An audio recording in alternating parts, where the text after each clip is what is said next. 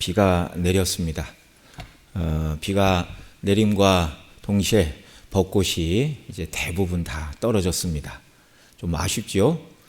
교회 가까운데 이렇게 벚꽃이 많이 있는데 제가 이렇게 점심먹고 한 바퀴씩 돌고 벚꽃도 보고 이렇게 했는데 이제 벚꽃 볼 날은 이제 금년에는 다 지나간 것 같습니다.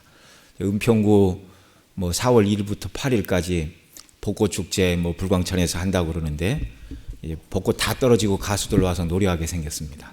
네. 이렇게 사람은 잘 몰라요. 그런데 이제 한 주 그러면 벚꽃 축제를 땡겨서 할까? 그런데 이제 날이 추워서 꽃이 안 피면 또 어떡합니까? 이게 사람이에요, 이게 사람. 그런데 참 하나님은 언약하신 대로 모든 것을 이루시는 완전하신 하나님. 저와 여러분이 예수님 믿고 들어가게 될 이 천국은 벚꽃이 만발한 아름다운 공원을 걷는 것보다 훨씬 더 영광스러운 곳인 줄을 믿으시기 바랍니다. 그러니까 이 땅에서 주일날 꽃구경 다니려고 그렇게 애쓸 필요 없어요. 하나님 나라 가면 이 세상의 그 어떤 것보다 비교할 수 없는 완전한 아름다움의 나라를 하나님이 예비하시는데 이 땅에서는 좋은 것도 한 3번 정도 가면 시들해지잖아요. 그러나 천국에서 영광은 날마다 새롭고 또 새로워지는 줄 믿으시기 바랍니다. 이 좋은 구원, 완전한 구원을 하나님이 계획하셨고 전능하신 하나님께서 그 구원을 반드시 저와 여러분 모두에게 이루어 주실 줄 믿습니다. 하나님의 능력 가운데 모든 일이 되는 거예요. 우리가 앞 시간에는 그리스도께서 이루신 그 언약 사역을 구약의 옛 언약을 통하여 쭉 예표를 해 주셨죠. 아담이 범죄하자마자 여자의 후손을 통한 구원을 말씀하셨고, 그리고 또 노아에게는 구속주가 오실 때까지 이 세상을 멸망하지 않을 것이다 라고 약속해 주셨고, 아브라함에게는 내 씨로 말미암아 세상의 모든 민족들이 구원을 얻게 될 것이다. 그런데 언약을 맺으시면서 언약을 깨트리면 깨트린 사람이 재물이 쪼개지듯 둘로 쪼개져 죽어야 되는데 하나님께서 아브라함의 손을 함께 잡고 건너가자 그러지 않으시고 타는 횃불 가운데 홀로 지나셨다고 말씀을 드렸습니다. 언약을 지킬 수 없는 인생을 위해서 하나님께서 홀로 죽음으로 그 언약을 이루실 것을 아브라함을 통하여 보여주신 것이죠. 그리고 또 이제 모세를 통하여는 언약 백성이 어떻게 살아야 되는가 계명을 통하여 가르쳐 주셨고, 또 모세의 선지자직을 온전히 이루실 나와 같은 선지자를 보내실 것이다 그렇게 또 말씀해 주셨고, 다윗에게는 다윗의 후손 가운데 구속주가 오실 것이다. 그 다음에 여러 선지자들을 통하여는 구속주가 오시되 왕 선지자 제사장의 사명을 통하여 구약이 그토록 말을 하고 있던 고엘 기업 물을 자의 모습으로 예수님이 오실 것을 계속해서 말씀을 해 주셨습니다. 그래서 구약의 약속대로 오신 우리 예수님은 바로 예수님이 태어나실 때 여자의 후손으로 오셨어요. 동정녀 마리아의 몸에 성령으로 잉태되심으로 말미암아 예수님이 태어나실 때까지 창세기 3장 15절에 여자의 후손은 뱀의 머리를 칠 것이고 뱀은 여자의 후손의 발 뒤꿈치를 상하게 할 것이라는 말씀의 의미, 그 여자의 후손의 그 여자가 누구를 말하는지 아무도 몰랐어요. 마리아가 천사의 계시를 받고 하나님의 능력이 너를 두르리니 내가 나실 바 거룩한 자라 일컬음을 얻으리라. 바로 그 계시가 주어지기 전까지는 여자의 후손으로 구속주가 오신다고 말할 때 그 여자가 누구인가 몰랐다 그 말입니다. 그런데 예수님이 동정녀의 마리아의 몸에 성령으로 잉태되어 이 땅에 오심으로 말미암아 여자의 후손으로 메시아가 오실 것을 약속한 그 말씀이 성취가 되었습니다. 또 아브라함에게는 하나님께서 아브라함의 씨로 오실 것을 말씀해 주셨죠. 근데 마태복음 시작하자마자 아브라함과 다윗의 자손 예수 그리스도라고 우리를 구원하실 그리스도가 구약의 아브라함과 언약을 맺으시고 다윗과 언약을 맺으신 그 하나님께서 아브라함과 다윗의 후손으로 예수님을 이 땅에 보내셨다는 것을 신약이 증거를 하고 있습니다. 또 모세를 통하여 그 백성을 구원하실 때 애굽에서 문 임방과 설주에 어린 양의 피를 바르고 나오도록 하셨죠. 그 피가 예수님이 흘리실 십자가의 피의 예표였고, 또 시내산에서 그들에게 율법을 주셨지만 그 율법은 율법대로 지켜서 자기 의로 구원받으라고 주신 것이 아니라 예수님의 피로 구원받은 백성들의 아름다운 삶이 율법을 통하여 드러나야 된다. 그것이 하나님을 섬기는 백성들의 아름다운 삶의 모습이어야 한다는 걸 보여주시고 가르쳐 주셨습니다. 모세는 율법을 받기만 했죠. 그런데 모세가 이끌던 백성들은 그 율법대로 살지 못하고 다 범죄하고 타락하였습니다. 예수님은 모세가 말했던 진정한 의미의 선지자인데요, 모세는 하나님께 율법을 받는데, 받고서 백성에게 전해주는데 그쳤다면, 참 선지자이신 예수님은 하나님의 뜻이 무엇인가를 명확하게 보여주셨을 뿐만 아니라 그분이 친히 저와 여러분을 대신하여 모든 율법의 요구를 친히 다 이루셔서 율법의 완성이 되셨습니다. 그리고 저와 여러분의 지은 죄, 율법을 거스린 그 죄를 속하게 하여 십자가에 못 박혀 죽으심으로 말미암아 정말 모세를 통하여 주신 그 말씀과, 율법과 복음은 다른 것이 아니라 복음은 율법을 완성하고서 우리에게 주어진 것이다. 이런 내용들을 우리가 어제 또 다 살펴봤죠. 다윗을 통하여는 다윗의 후손 가운데 시편 110편에서는 제사장으로 오실 것이고, 사무엘하 7장에서는 다윗의 후손 가운데 왕으로 오실 것을 말씀해 주고 있는데, 이렇게 우리의 구원자, 중보자, 구속주는 왕이요 선지자요 제사장의 직임을 감당할 것인데, 그 직임을 온전히 감당함으로 말미암아 특별히 그 고엘 기업 물을 자, 바로 기업 물을 자가의 사역을 우리 주님이 감당해 주신다. 그걸 이제 우리가 이제 언뜻 살펴봤습니다. 첫째는 기업 물을 자는 자기 친족이 노예로 팔렸을 때 돈을 지불하여 산에 주는 거예요. 노예의 자리에서. 이것이 고엘이 해야 될 첫 번째 일입니다. 기업 물을 자. 두 번째는 기업 물을 자가 해야 될 일이 뭐예요?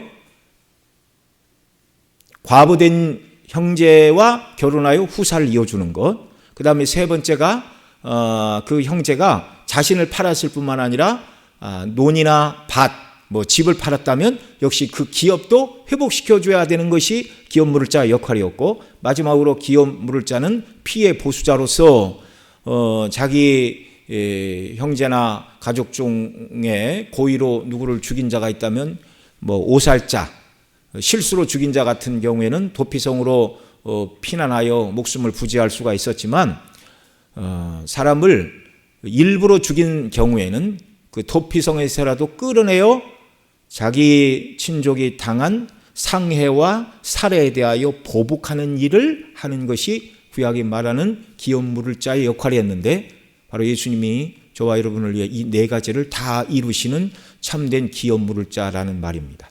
오늘 우리가 공부할 것은 바로 이제 예수님이 오셔서 이루신, 우리를 속량하신 일, 그 다음에 또 우리에게 그 고엘로서 베푸시는 일들, 이제 한 가지는 이제 내일 살펴보고요. 오늘 한 세 가지 정도 그 내용을 살펴보고자 합니다. 자, 1번 보시죠. 예수님은 일반적인 씨로서 자기 백성을 속죄하셨습니다. 이게 고엘이신 예수님, 기업 물을 자이신 예수님이 우리에게 행하시는 일을 말씀하는 겁니다. 아담의 범죄 후에 하나님은 여자의 후손을 통한 구원을 말씀하시는 창세기 3장 15절, 내가 너로 여자와 원수가 되하고 내 후손도 여자의 후손과 원수가 되게 하리니 여자의 후손은 내 머리를 상하게 할 것이요 너는 그의 발꿈치를 상하게 할 것이니라 하고 말씀하신 원시 복음을 말씀하실 때 뱀에게 내 후손도 여자의 후손과 원수가 되게 하리니라고 말씀하시고, 여자의 후손은 내 머리를 상하게 할 것이라 말씀하시므로 여자의 후손으로 오실 그리스도께서 뱀의 머리를 치심으로 뱀의 후손과 대립하는 참 여자의 후손이신 그리스도에게 속하여 여자의 후손이 된 자들 곧 아브라함의 후손들을 구원하실 것을 말씀해 주고 있습니다. 1차적으로 여자의 후손은 그리스도이고, 그리스도 안에 속한 저와 여러분이 여자의 후손에 속한 백성들이 되는 것이죠. 자, 이 일을 이루시려고 하나님의 아들이 성령으로 마리아에게 잉태되어 나실 것을 천사가 고지하면서 마태복음 1장 20절 21절에 이렇게 말합니다. 같이 읽습니다.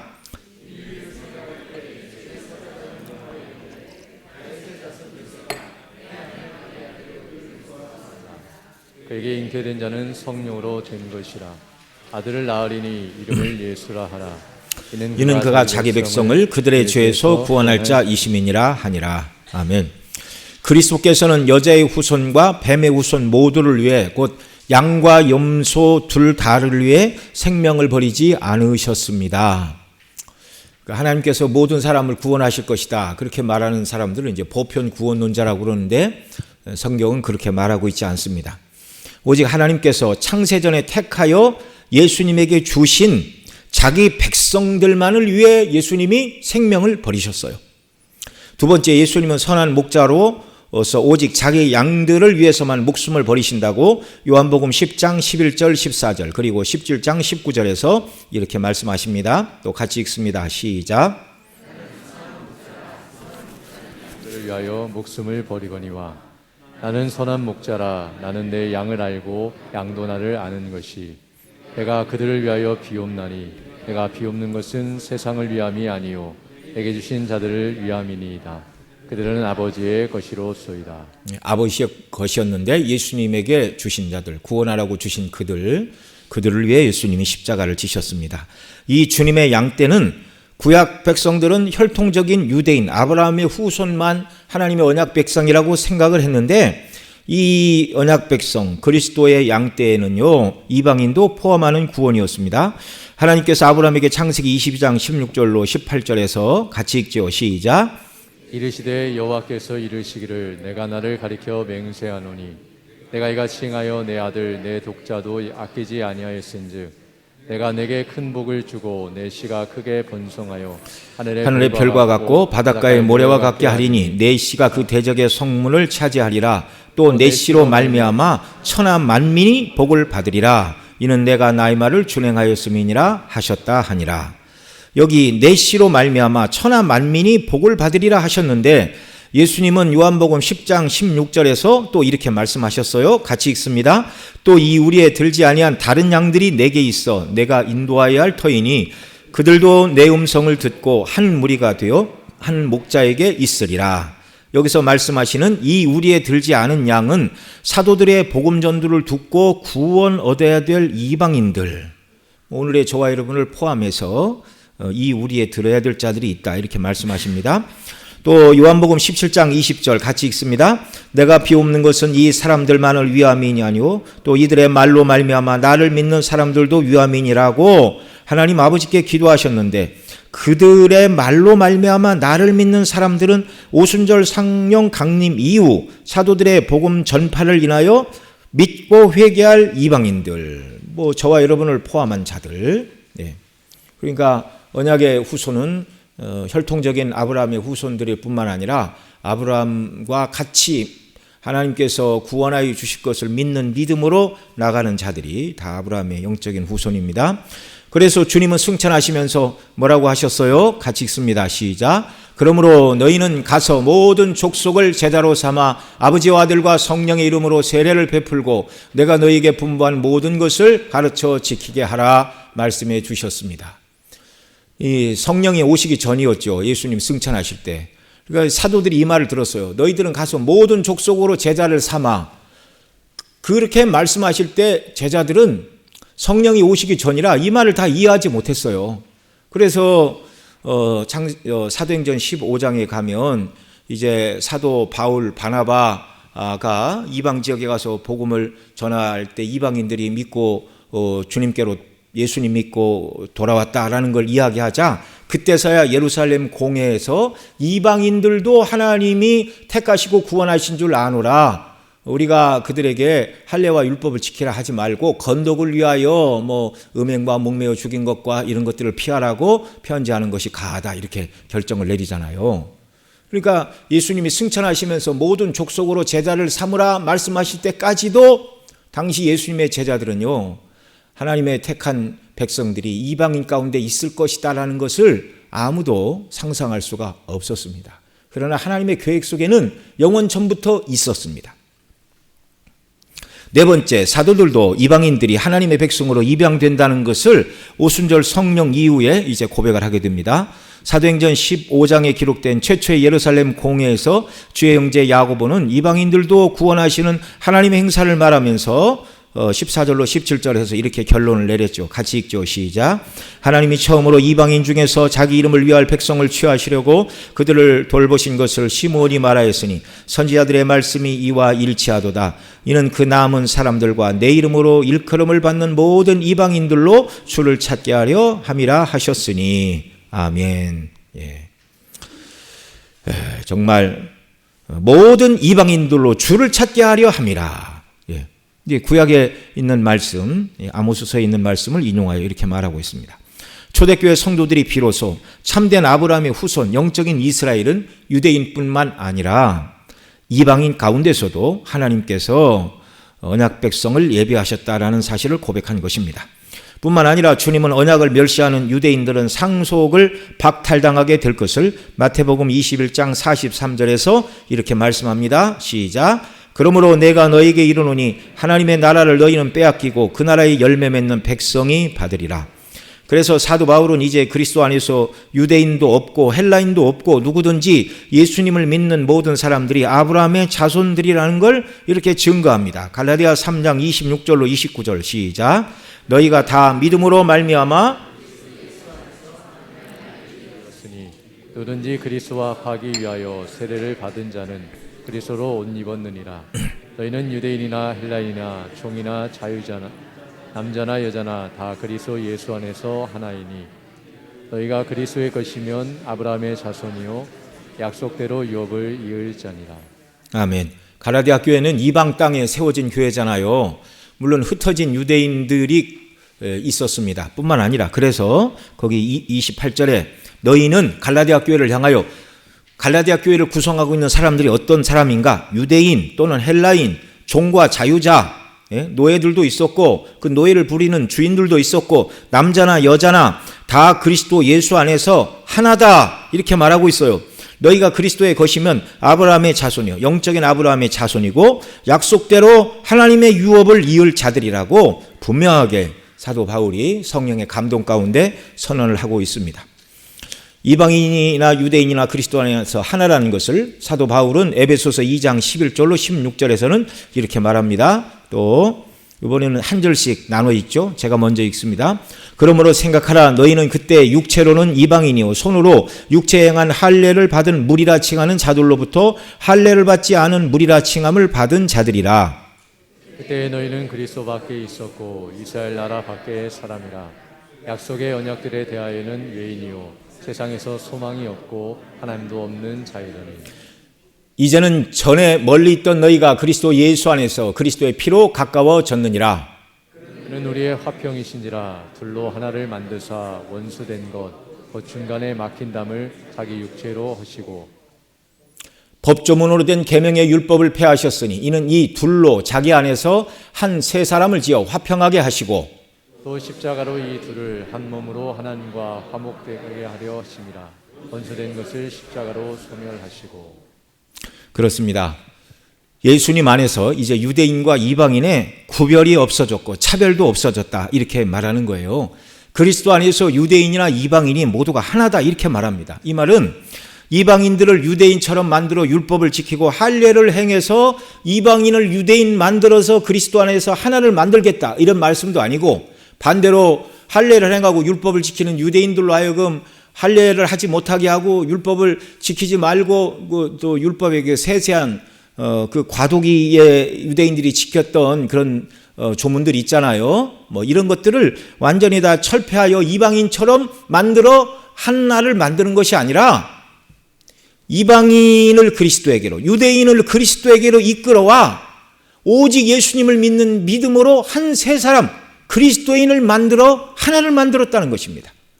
뭐 종교도 달랐고 쓰는 언어도 달랐고 풍습도 달랐고 다 달랐죠. 그런데 그들 사이에 가로막던 그 높은 담을 예수님이 자기 십자가로 소멸하셨다 그렇게 말하고 있어요.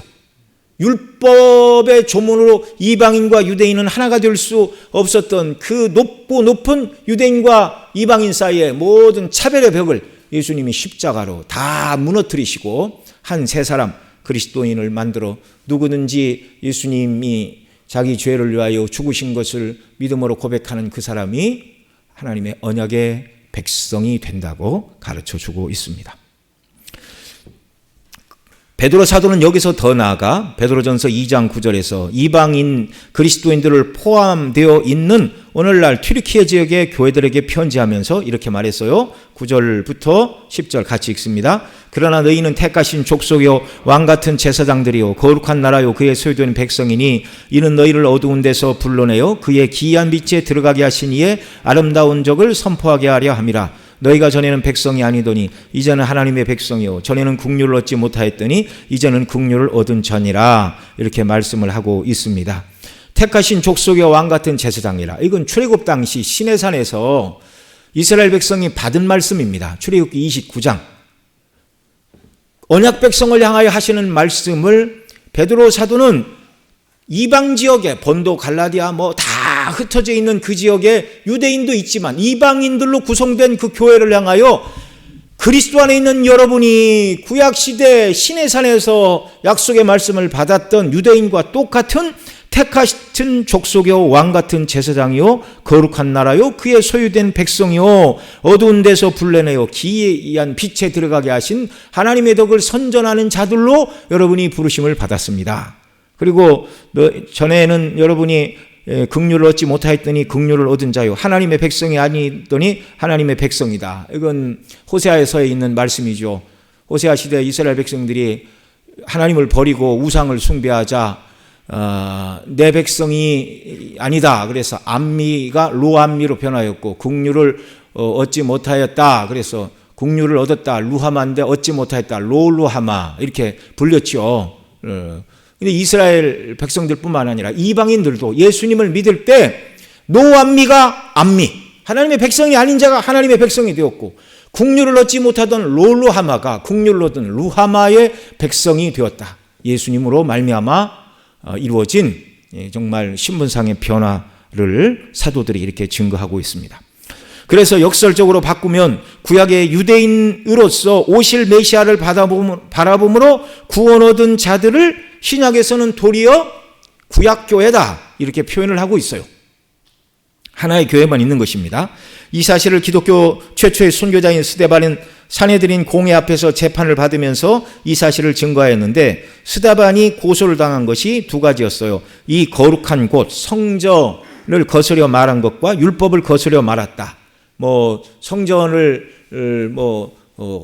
예수님이 죄목도 그거였잖아요. 성전을 헐라 내가 사흘 만에 일으키리라. 그런데 그건 자신이 죽으셨다 부활하실 몸의 부활을 예표하는 것이었잖아요. 그런데 이제 스데반은 평신도였지만 굉장한 신학자였습니다.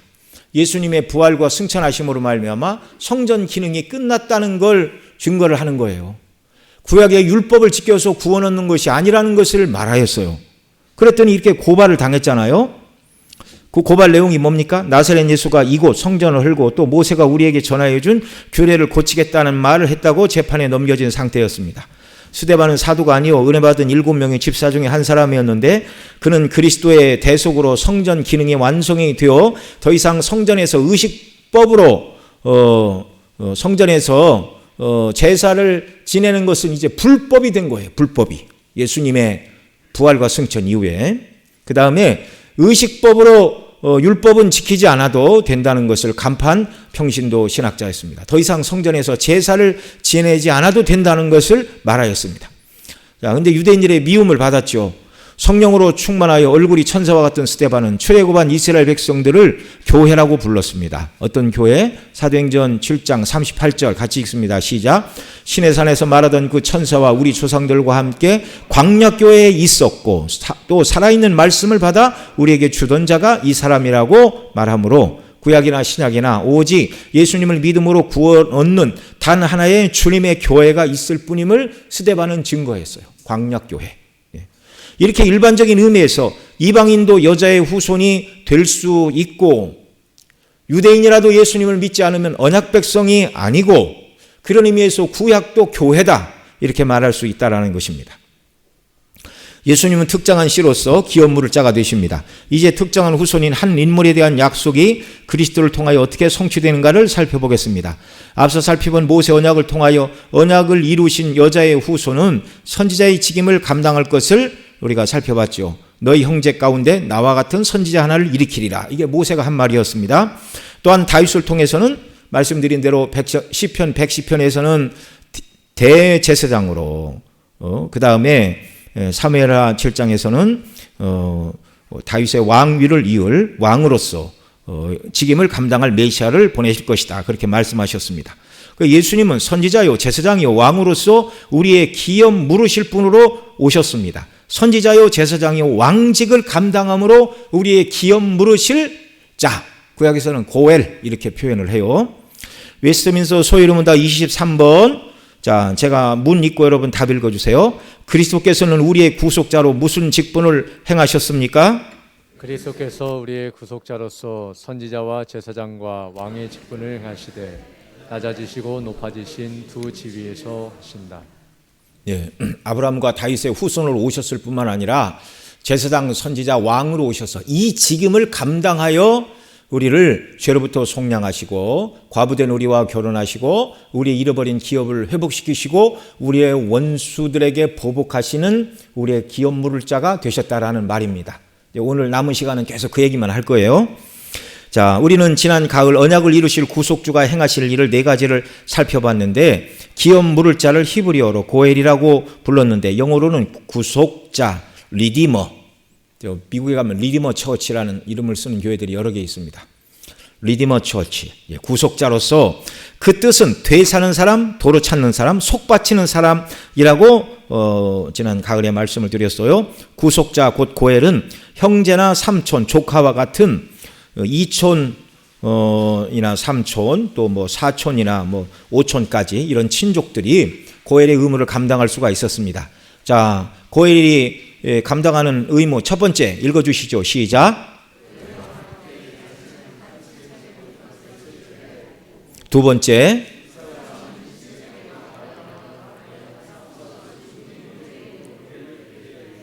세 번째, 받거나 살해당한 친척의 이름을 보복해야 했고 네 번째, 가난한 친척의 박탈당한 기업을 되찾아 주어야 했습니다. 아멘. 만약에 우리가 공부하는 것 중에 저기 수능 고사를 치른다면 이 문제는 반드시 나오는 겁니다. 네. 중요하다는 말씀이에요. 꼭 기억하시기 바랍니다. 제가 뭐 사적으로라도 질문을 갈 수 있어요. 신방 가서 제가 물어볼 수도 있습니다. 반드시 기억하고 계십시오. 예수님이 우리에게 어떤 분인가 이걸 알아야 돼요. 네. 무턱대고 믿는 게 아니에요. 덮어놓고 믿는 게 아니라 성경대로 자세하게 주님이 우리를 위하여 무슨 일을 하셨고 그래서 예수님 믿음으로 우리가 어떻게 구원 얻는가 이걸 분명히 알아야 돼요. 이걸 제대로 모르니까 예수님 믿음으로 구원 얻는다고 아무리 얘기를 해도 그게 잘 이해가 안 되니까 하나님 뜻대로 사는 것 같으면 구원받은 것 같고 죄 짓고 순종하지 않으면 구원이 떨어진 것 같고 그렇게 정말 우리 중심교회 성도님들은 한 분도 그런 분이 없는 줄 압니다. 예. 여러분 한번 구원받으면 구원이 취소될 수 있어요? 없어요? 내가 이룬 구원이 아니에요. 예수님이 완전하게 이루신 구원을 믿을 때 내 것으로 여겨주시는 은혜. 여러분 이걸 견고히 붙들어야 됩니다. 자, 이제 살펴보겠습니다. 첫 번째 구속자 리디머이신 예수님은 친족을 노예에서 속량하셨는데 그 친족이 누구예요? 누구 얘기하고 있어요 지금? 내 얘기하고 있어요. 내 얘기. 여러분 얘기 아닙니다. 제 얘기입니다. 제 얘기. 각자 지금 누구 얘기하고 있다고요? 내 얘기를 하고 있어요. 여러분 각자 얘기를 하는 거예요. 그러니까 이건 제3자로 듣고 받으면 안 돼요. 죄로 말미암아 죄의 노예, 사단의 노예, 죽음의 노예가 되었던 나를 그 노예의 자리에서 예수님이 구속하러 오셨다. 이걸 기억하고 여기를 보십시오. 우리의 대표자로서 아담은 온 인류를 영적인 노예로 팔았습니다. 그래서 성경은 우리를 죄의 종이라고 부르는데 로마서 6장 17절에 하나님께 감사하리로다 너희가 본래 죄의 종이더니 그래서 그 죄의 권세에 따라 심판을 받고 지옥 형벌에 떨어질 수밖에 없는 자들이었습니다. 우리가 법적으로 사회적으로나 노예 상태라는 것을 드러내는 말이죠. 그래서 저와 여러분에게는 나를 이 노예의 자리에서, 죄의 노예에서, 죽음의 노예에서, 사단의 노예에서 나를 살아내실, 기업 물으실 나의 고엘, 기업 물을 나의 구속자가 필요한 것입니다. 그리스도께서 이 일을 이루러 오셨는데 이사야 61장 1절에 포로된 자에게 자유를, 갇힌 자에게 노임을 선포하고 라고 말씀하신 것을 성취하시는 분임이 당신 자신임을 누가복음 4장에 보면 회당에 들어가서 바로 이사야 61장을 예수님이 읽으시고 이 말이 너희에게 응했다 그렇게 말씀을 하십니다. 주의 성령이 내게 임하셨으니, 이건 예수님이 이사야 61장을 읽으시면서 하시는 말씀이에요. 이는 가난한 자에게 복음을 전하게 하시고 내게 기름을 부으사 나를 보내사 포로된 자에게 자유를, 눈먼 자에게 다시 보게 함을, 눌린 자에게 자유롭게 하라고 하신 말씀을 읽은 후 이 글이 오늘 너희 귀에 응하였느니라. 포로된 자에게 자유를. 죄의 노예로 저와 여러분이 팔린 자들이었습니다. 그러나 예수님께서 이 언약 사역을 이루시려면 구원하야 하실 자들과 혈연관계인 친족이 되셔야 했고 그들을 위해 속전을 지불하셔야 했습니다. 그러니까 하나님으로서는 이 일을 할 수가 없어요. 왜냐하면 형제나 삼촌 이런 사람들이 고엘의 의무를 감당할 수 있다고 그랬잖아요. 그러니까 영이신 하나님의 능력만 갖고는 안 되는 겁니다. 그래서 그 하나님이 우리와 같은 사람의 몸을 입고 이 땅에 오셔서 우리를 형제라 부르시는 거예요. 고엘이 되시기 위해 육체를 입으셔야만 했다 그 말입니다. 자, 첫 번째 조건인 혈연관계를 충족시키시려고 삼위일체 제2위께서 사람과 같이 되셔야 했습니다. 이걸 히브리 2장 14절로 17절에서 이렇게 말합니다. 같이 읽습니다. 시작. 자녀들은 혈과 육에 속하였음에 그도 또한 같은 모양으로 혈과 육을 함께 지니심은 죽음을 통하여 죽음의 세력을 잡은 자 곧 마귀를 멸하시며 또 족기를 무서워함으로 한평생 매여 종노릇하는 모든 자들을 놓아주려 하심이니 그러므로 그가 범사의 형제들과 같이 되심이 마땅하도다. 이는 하나님의 일에 자비하고 신실한 대제사장이 되어 백성의 죄를 속량하려 하심이라. 15절에서 종노릇하는 모든 자들을 놓아주려 하심이라 말씀하시는데 모든 인생은 죄를 인하여 죄의 종, 사단의 종, 죽음의 종노를 하는 자들이란 말이죠. 이런 자들을 그 자리에서 구원하시기 위하여 십자가에서 대속의 죽음을 당하심으로 신실한 대제사장이 되어 백성의 죄를 속량하여 주시고 그들에게 믿음을 주시고 입양하여 주심으로 말미암아 17절의 말씀과 같이 우리의 형제가 되셨습니다. 그러니까 형제가 아니고서는 고엘의 자격을 갖추실 수가 없으니까 육체를 입고 이 땅에 오셔서 죽으시고 구속하시고 우리를 하나님의 자녀로 입양하심으로 말미암아 예수님이 형제가 되신 거예요. 고엘이 되시기 위해서. 저와 여러분 곧 우리 신분이 예수님께서 우리의 기업 물을 자가 되시기 위하여 우리와 같은 육신의 몸을 입고 대속의 죽음을 통하여 우리를 구속하셨기에 우리가 하나님의 자녀가 되어 우리 신분이 이제 하나님의 자녀가 되어 하나님을 아바 아버지라 부르는 존귀한 신분의 사람이 된 줄 믿으시기 바랍니다. 여러분 이걸 생각을 하세요.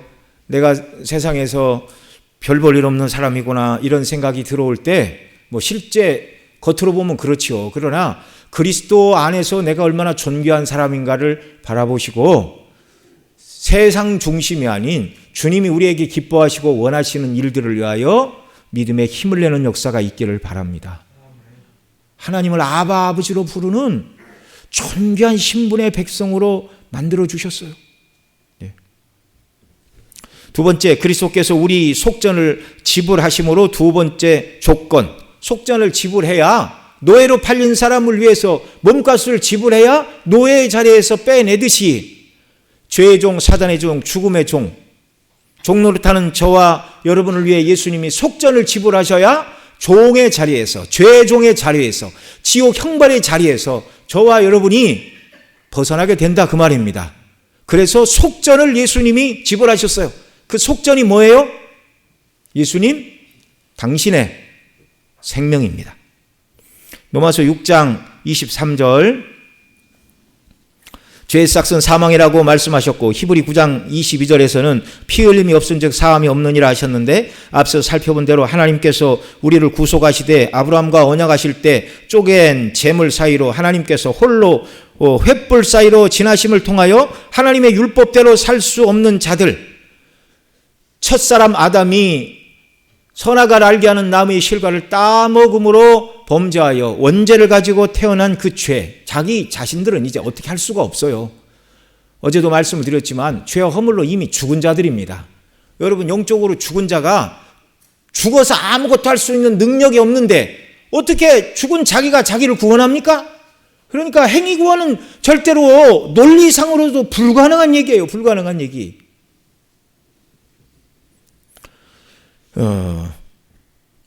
택한 백성을 위해 재물이 쪼개짐 같이 자신이 홀로 죽음의 저주 가운데로 지나가심을 통하여 죄값을 대신하실 것을 아브라함과의 언약 가운데 보여주신 그대로 이루시기 위하여 주님이 오셨어요. 그래서 우리 주님은 마가복음 10장 45절 같이 읽죠. 시작. 인자가 온 것은 섬김을 받으려 함이 아니라 도리어 섬기려 하고 자기 목숨을 많은 사람의 대속물로 주려 함이니라고 말씀해 주셨습니다. 대속의 제물로. 디모데전서 2장 5절로 6절에서 사도 바울은 그리스도의 속량을 이렇게 말하고 있습니다. 시작.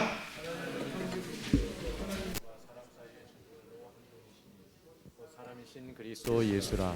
그가 모든 사람을 위하여 자기를 대속물로 주셨으니 계약이 이르러 주신 증거니라. 아멘. 하나님과 사람 사이의 중보도 한 분, 예수 그리스도, 중보자 되신 그리스도가 모든 사람을 위하여 자기를 대속의 제물로, 죄의 종인 저와 여러분을 죄의 종된 자리에서 속량하여 죄로부터 자유를 주시려고, 더 이상 죄와는 상관없는 하나님의 백성과 자녀 삼으시려고 자신을 속량물로 내어주셨다. 너무나 큰 대가를 치르고 저와 여러분이 구원을 받았습니다. 값싼 구원을 받은 게 아닌 줄 믿으시기 바랍니다.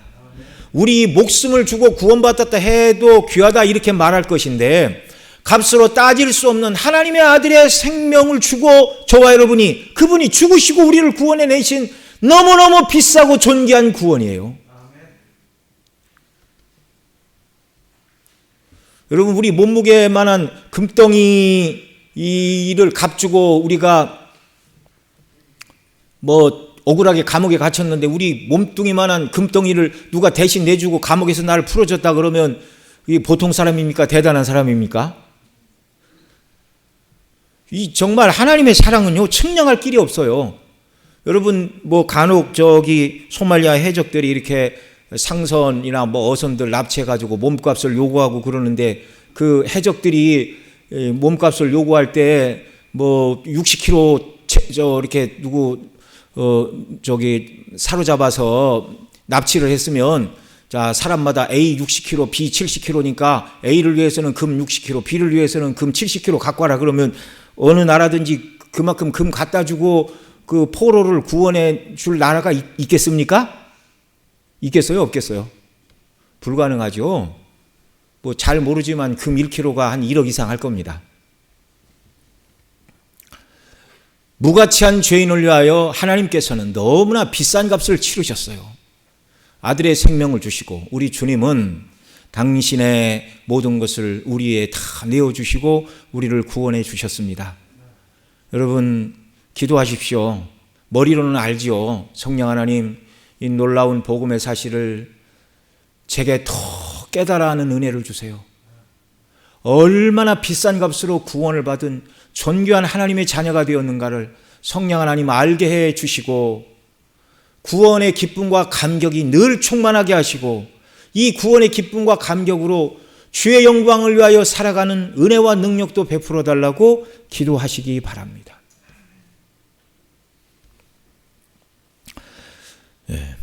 이렇게 예수님은 기업 물을 자의 두 가지 조건을 충족시키시려고 우리와 같은 몸을 입고 이 땅에 오셨고, 십자가의 대속의 제물로 자신을 드리심으로 속전을 지불하시고 우리를 죄에서 구원하사 저와 여러분을 형제라 불러주셨습니다. 참 죄송하기 이를 데 없지만 주님이 그렇게 불러주시니 너무 감사한 거죠. 두 번째, 구속자 예수님, 리디머 예수님. 고엘이신 예수님은 과부된 친족과 결혼하십니다. 룻기를 통해서 보여주는 고엘 곧 기업물을 짜의 광범위한 의무 가운데 하나는 후사 없이 죽은 친족의 과부와 결혼하는 것이었습니다. 보아스는 룻기 4장 10절에서 이렇게 말했어요. 시작. 말년의 아내 모압 여인 룻을 사서 나의 아내로 맞이하고 그 죽은 자의 기업을 그의 이름으로 세워 그의 이름이 그의 형제 중에 그곳 성문에서 끊어지지 아니하게 하려 하매 너희가 오늘 증인이 되었느니라. 아멘.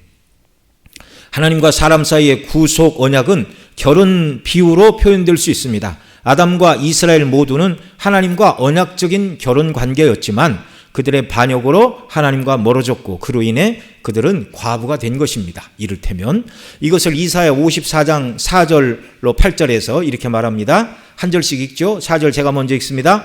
두려워하지 말라. 내가 수치를 당하지 아니하리라. 놀라지 말라. 내가 부끄러움을 보지도 아니하리라. 내가 젊었을 때의 수치를 잊겠고 과부 때의 지옥을 다시 기억함이 없으리니 이는 너를 지으신 이가 내 남편이시라.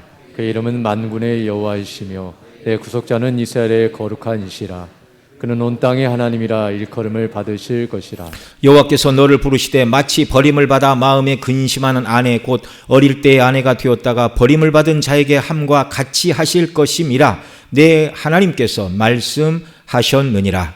내가 잠시 너를 버렸으나 큰 긍휼로 너를 모을 것이요. 같이 읽습니다.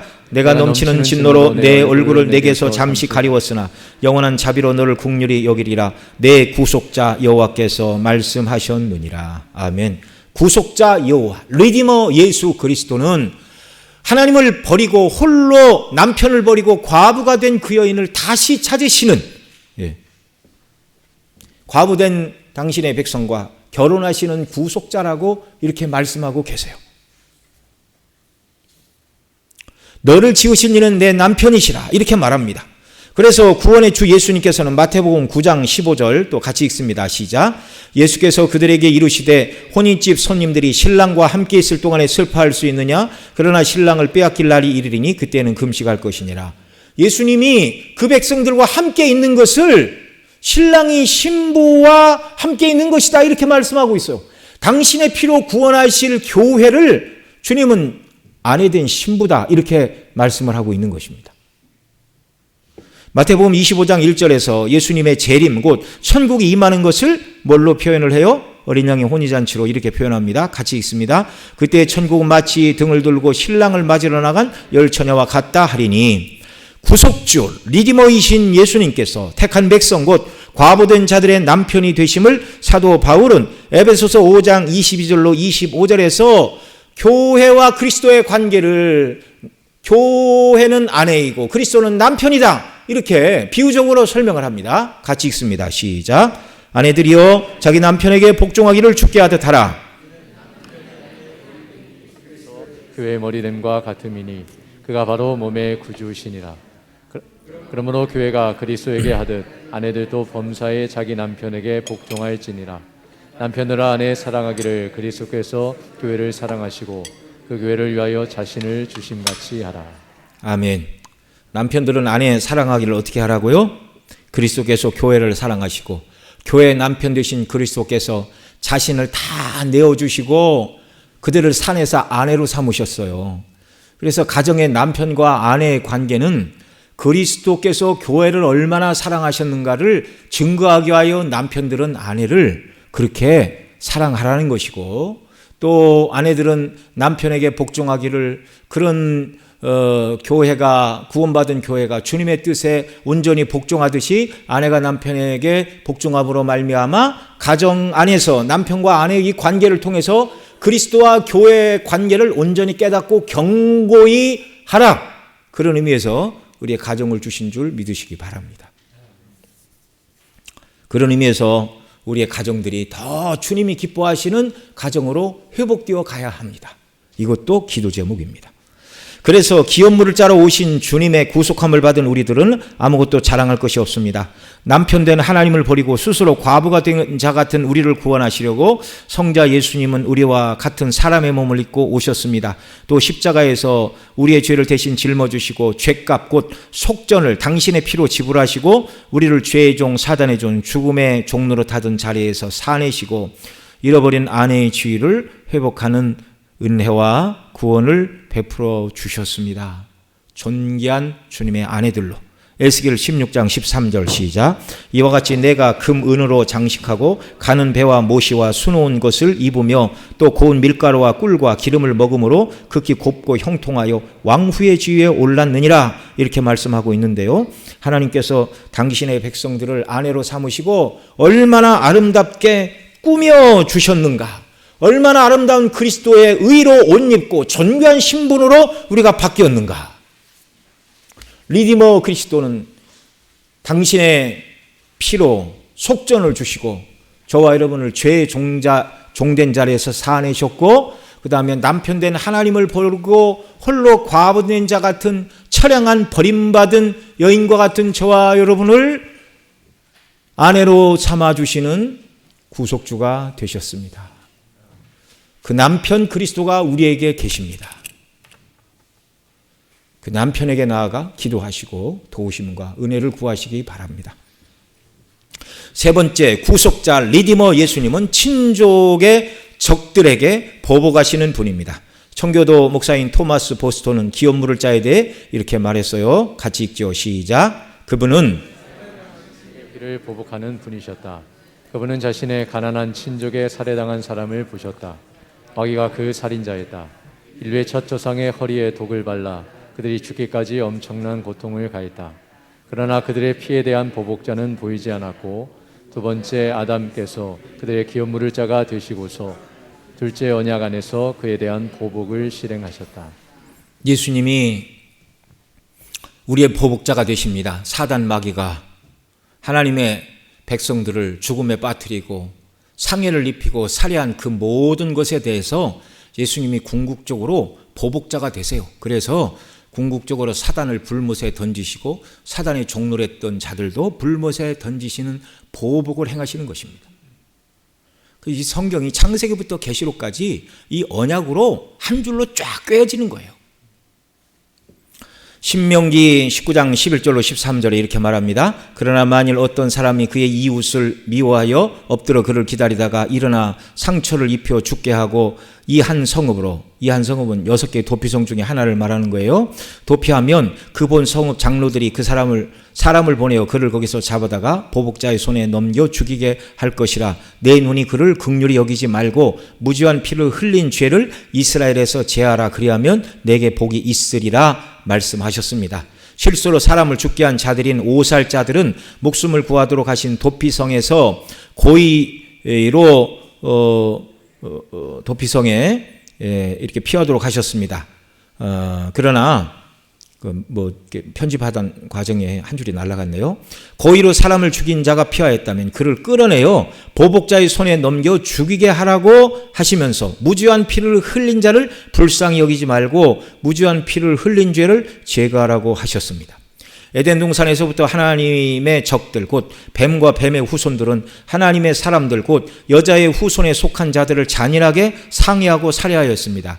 그 잔인한 대적들은 많은 경우에 정부의 형태로 나타나서 아수르는 북이스라엘을 멸망시켰고 바벨론은 남쪽 유다를 멸망시켰으며 로마에서도 수많은 기독교 순교자들이 나왔어요. 10번의 대박해가 있었어요. 300년에 이르기까지. 그 수많은 사람이 죽었죠. 또 어저께는 그 메리 1세 블러드 메리 청교도와 성공의 경건한 목회자들을 300명 이상 죽였다고 말씀을 드렸는데요. 그 다음에 이 프랑스에서는 샤를 9세의 어머니인 까트린 드 메디시스라는 여인이 위군노들의 영향력이 커질 것을 염려하여 위군노 지도자인 콜리니 장군을 죽이려다가 실패로 돌아갔어요. 그래서 정부가 이 사실을 이제 조사하겠다 그러니까 자기가 사주한 것이 탄로 날까봐 그 위군노들을 모함하고 자기 아들 샤를 9세를 설득하여 1592년 8월 24일 아침 종이 울리면 그날은 로마 교회의 성 바돌리움의 축일이었는데 생제르맹 로세우라의 교회당의 종이 울릴 그때 위군노를 학살하는 명령을 내렸는데 그 명령으로 카톨릭 추산 2,000명, 위군노 중 살아남은 자는 전국의 희생자가 7만 명이라고 하는데 현대 역사가들은 파리에서만 3,000명 이상이 살해를 당했다고 추정을 하고 있습니다. 그 위군호 그 영국의 청교도, 영국에 바르게 믿겠다는 사람들은 청교도다 그렇게 부르고요. 프랑스에서 바르게 믿겠다는 사람들을 위군호라 그렇게 불렀습니다. 하나님의 뜻대로 바르게 살겠다고 한 이 위군호들을 이 한 여인, 자기가 살해 명령을 내린 것이 들통이 나고 자기가 명예가 실추되고 어떤 해를 당할까 봐 위군호들을 수만 명을 희생을 시키는 이런 악을 저질렀어요. 우리의 꼬엘 되신 주님께서 그냥 보고 계신다고요? 반드시 보복하신다고요? 보복하십니다. 우리에게는 원수 갚지 말래요. 원수 갚는 것은 내게 있다 말씀하신 주님이 우리는 원수를 향하여 기도하고 원수의 머리에 선을 행함으로 숯불을 올려놓는 일만 하고 원수는 너희가 갚지 마라. 원수는 꼬엘인 내가 갚겠다. 주님의 약속입니다. 오늘 이 시대에도 주님께서는 당신의 교회를 핍박하고 괴롭히는 자들을 내버려 두시지 않아요. 교회가 나서서 싸우지 않아도 우리의 고엘 되신 주님께서 그 원수를 갚아주시고 궁극적으로 사단과 거기에 합세했던 모든 자들을 불못에 던지신 일을 통하여 완전한 보복자로서의 임무를 주님이 완성해 내실 것입니다. 계시록 뒷부분이 다 그 얘기를 하고 있어요. 계시록 6장 10절에 보면 큰 소리로 불러 이르되 거룩하고 참되신 대주제여 땅에 거하는 자들을 심판하여 우리 피를 갚아주지 아니하시기를 어느 때까지 하시려 하나이까? 라고 순교자들이 묻고 있는데 이들의 질문에 대한 답이 이미 신명기에 기록이 되고 있습니다. 피의 보수자가 되시는 구속자 리디머 예수께서 당신의 백성들의 피의 보복자가 되실 것을 신명기 32장 43절에서 이렇게 말합니다. 같이 읽습니다. 너희 민족들아 주의 백성과 즐거워하라. 주께서 그 종의 피를 갚으사 그 대적들에게 보수하시고 자기 땅과 자기 백성을 위하여 속죄하시리로다. 아멘. 예수님께서 장차 우리의 구속주로 오시어 당신의 백성들이 흘린 피의 보복자가 되어 주실 것을 이미 신명기에서 말씀해 주고 있습니다. 우리의 구속자께서 이미 우리 원수들에게 보복하셨고 또 마지막 날 재림의 때에 완벽한 보복을 실행하실 것입니다. 그것이 확실함은 인류를 죄와 불행과 사망에 빠뜨린 뱀 곧 사단 마귀를 주님이 십자가에서 깨트리시고 이기셨다는 사실입니다. 십자가에 달리심으로 뱀은 여자의 후손의 발뒤꿈치를 상하게 했지만 죽음에서 부활하신 주님은 모든 죄값을 치르셨고 사단의 정죄하는 권세를 꺾으시고 사단의 머리를 치시고 승리하셨습니다. 그래서 이제 더 이상 사단이 우리를 하나님 앞에서 우리의 죄와 연약과 허물로 참소할 수가 없는 것입니다. 사단이 아무리 저렇게 비열한 자가 믿는다고 그러는데 저 사람은 천국 못 가지요? 주님이 말씀하십니다. 저 죄인을 위하여 내가 피로 저 죄값을 다 담당했노라. 우주에서 그 어느 곳에서도 예수님의 피값으로 구속함을 받은 저와 여러분을 정죄할 자는 더 이상 없다는 사실입니다. 골로새서 2장 14절로 15절 같이 읽죠. 우리를 거스리고 불리하게 하는 법조문에 쓰인 증서를 지우시고 제하여 버리사 십자가에 못 박으시고 통치자들과 권세자들을 무력화하여 드러내어 구경거리로 삼으시고 십자가로 그들을 이기셨느니라. 아멘. 주님의 재림의 때에 주님은 당신의 백성들의 모든 원한을 다 갚아주실 것입니다. 이것을 바라보고 우리는 로마서 12장 21절에 말씀하는 것처럼 선을 악으로 이기며 주님의 재림의 날을 바라보고 사모하며 살아야 하겠습니다. 아멘. 우리 찬송 259장 찬미로 영광을 돌리겠습니다.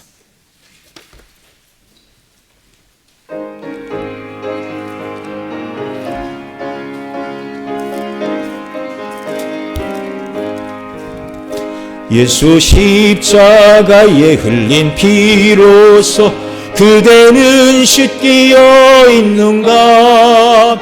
더러운 죄 희게 하는 능력을 그대는 참 의지하는가?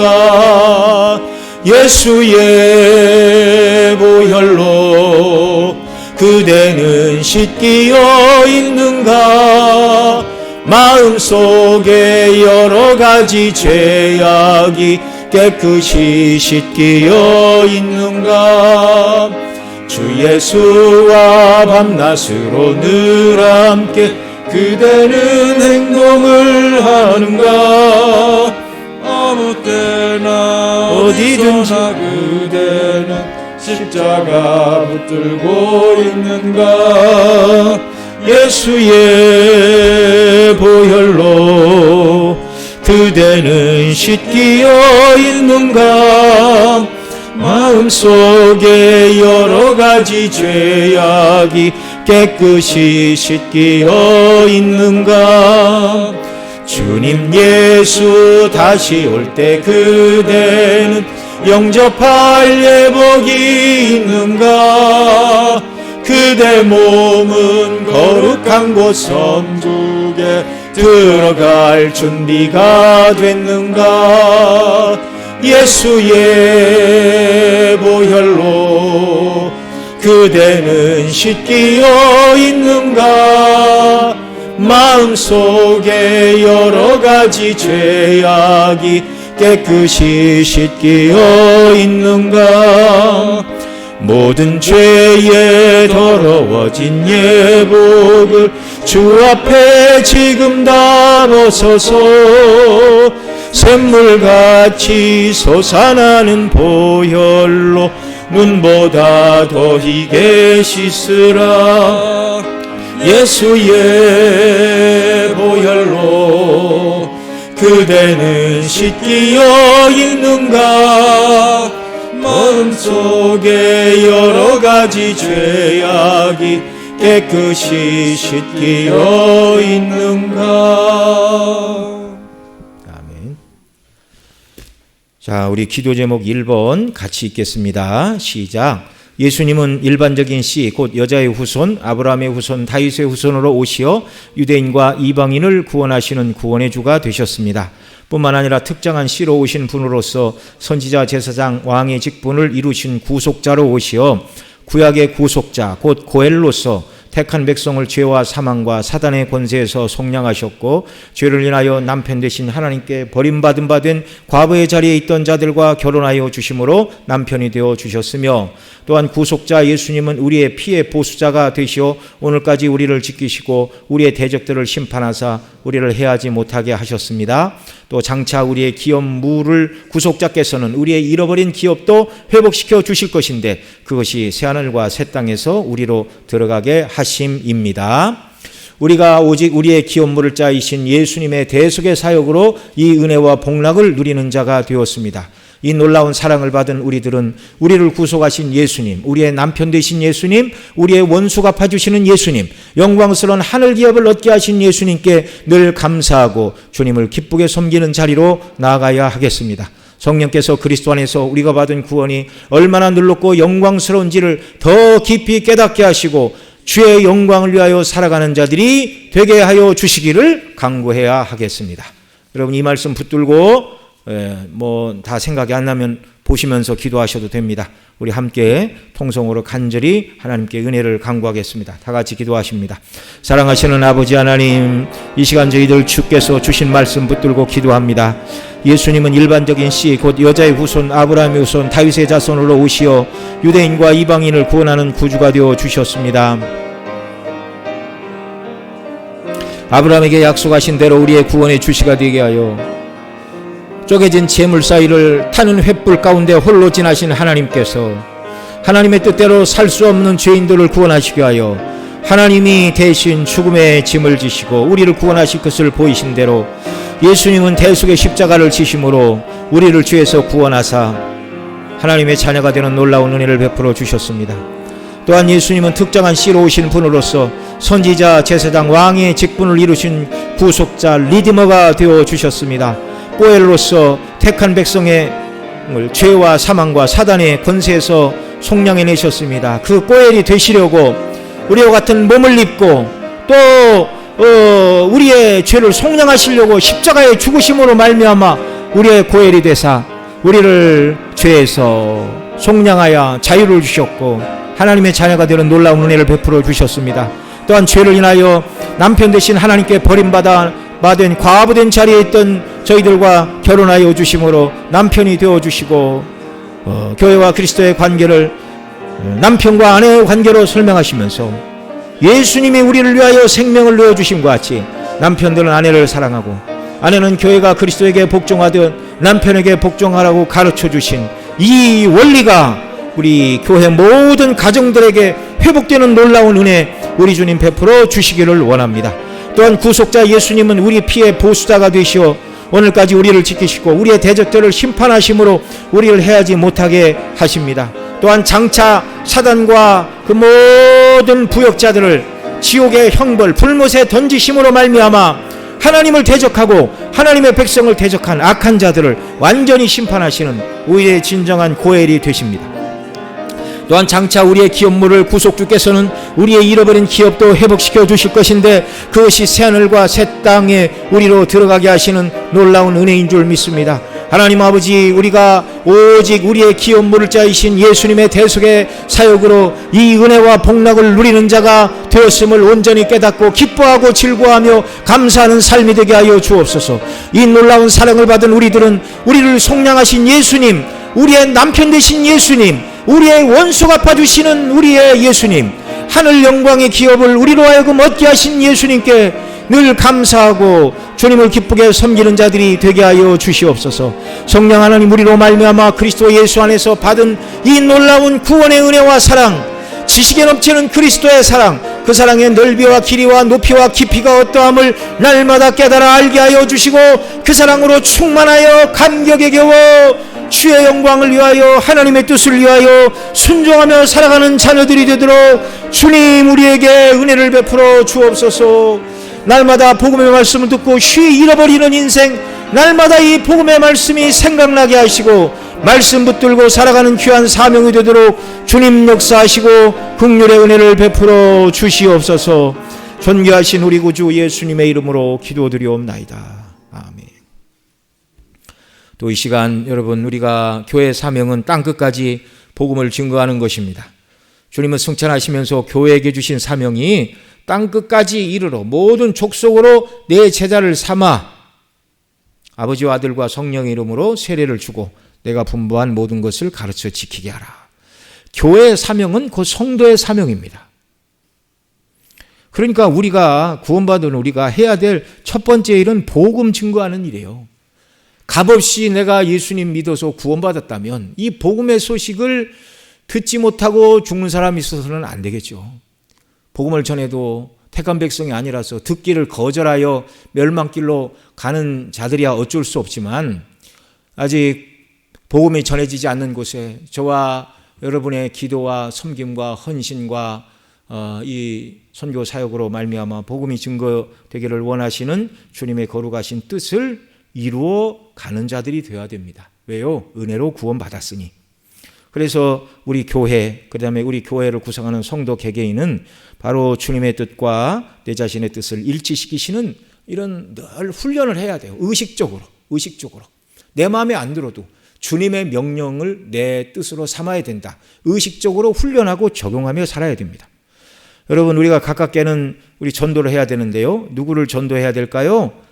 이렇게 전도한 사람들 이렇게 통계를 내서 물어봤더니 하나님 꿈속에서 누구 가서 전도하라 그런 감동이 와서 전도했다는 사람이 한 1%, 2% 된답니다. 그런데 대다수 70에서 90% 이상은 자기 주변에 있는 사람들이에요. 가족, 형제, 친척, 친구들. 누구를 전도해야 되는가? 가장 자연스럽고 효과적인 전도 대상자는 나와 삶을 나누는 사람, 그 친구, 이웃, 직장 동료, 학교 친구, 친척들. 자, 이런 사람들, 내가 만나는 사람들 중에 예수님 믿지 않는 사람이 저와 여러분의 전도 대상자인 줄 믿으시기 바랍니다. 예. 그들에게 자연스럽게 복음을 전할 수 있는 환경과 기회를 얻도록 기도해야 되고, 우리가 정말 내 권리 다 주장하고 막 다른 사람을 막 이렇게 괴롭게 하면서 예수님 믿으라고 그러면 절대 그 말이 효력을 발휘할 수가 없습니다. 그러니까 전도자로 살기 위하여 저와 여러분이 늘 그리스도의 사랑을 실천하는 삶을 우리가 살아야 돼요. 자, 그들에게 자연스럽게 복음을 전할 수 있는 환경과 기회를 주시도록 우리가 그런 마인드를 가지고 살아야 되겠죠. 그들에게 교회 가자고 권고할 때 그들의 마음을 감동하여 주시고, 또 내가 그들에게 복음을 전할 때 그들이 마음 문을 열고 그리스도에 대하여 듣고 주께 나오는 이런 은혜 베풀어 주시기를 위해서, 여러분 특별히 전도를 위해서 내 주변에서, 일터에서, 또 우리 가족 중에, 친구 중에 믿지 않는 사람들 이름을 불러가면서 구원의 은혜 베풀어 주시기를 위해 여러분 함께 기도해 주시기 바랍니다. 같이 기도드리겠습니다.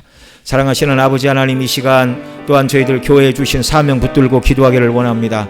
우리 주님 승천하시면서 교회에 주신 사명 땅끝까지 이르러 모든 족속으로 제자를 삼아 아버지와 아들과 성령의 이름으로 세례를 주고 내가 너에게 분부한 모든 것을 가르쳐 지키게 하라 명령하여 주셨습니다. 교회에 주신 사명, 곧 교회를 구성하는 구원받은 성도들의 사명으로 주신 말씀들입니다. 주님 은혜를 베풀어 주시옵소서. 아버지 하나님, 주께서 베푸신 구원을 받아 하나님의 자녀가 되었는데 하나님께서 명하신 일, 우리를 구원하신 주님이 원하시는 일에 우리 자신을 일치시키는 역사가 있도록 은혜를 더하여 주옵소서. 누구를 전도해야겠습니까? 가장 자연스럽고 효과적인 전도의 대상자는 나와 나 삶을 나누는 사람, 그 친구, 이웃, 직장 동료, 학교 친구, 친척들인데 주여, 이런 사람들 중에 예수님 믿지 않는 사람이 나의 전도 대상자입니다. 주여, 그들에게 눈을 돌리게 하여 주옵소서. 그리스도의 사랑을 나누게 하여 주옵소서. 우리의 시간을 나누게 하여 주옵소서. 그들에게 예수님의 사랑을 증거하는 이런 은혜를 베풀어 주옵소서. 그들에게 자연스럽게 복음을 전할 수 있는 환경과 기회도 허락하여 주시고, 그들에게 교회 가자고 공고할 때 그들의 마음을 감동하여 우리를 따라 교회에 나오게 하시고, 또 그들에게 예수님을 믿어야 되는 이유를 증거할 때 그들이 마음문을 열고 듣고 주님께 나와 정말 예수님 믿고 구원 얻는 놀라운 은혜의 역사와 영광을 아버지 하나님 허락하여 주시기를 간절히 빌고 원함을 두려옵나이다. 은혜와 사랑과 긍휼로 우리 주님 함께하여 주시고 역사하여 주시고 영광을 나타내 주시옵소서. 은혜를 베풀어 주옵소서. 존귀하신 우리 구주 예수님의 이름으로 기도드리옵나이다. 아멘.